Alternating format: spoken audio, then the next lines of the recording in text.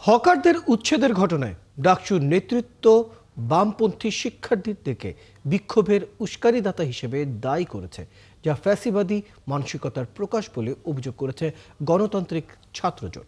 মঙ্গলবার দুপুরে বিশ্ববিদ্যালয়ের মধুর ক্যান্টিনে সংগঠনের বিশ্ববিদ্যালয় শাখার নেতারা এই অভিযোগ করেন।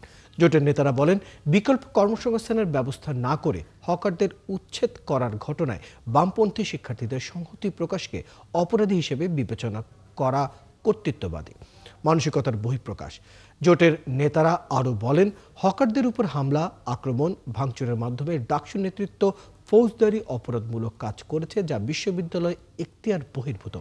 এ সময় ক্ষমতা প্রদর্শন বন্ধ করে নিরাপদ ও শিক্ষার্থী বান্ধব শিক্ষায় পরিবেশ গড়ে তোলার দাবি করেন জোটের নেতারা।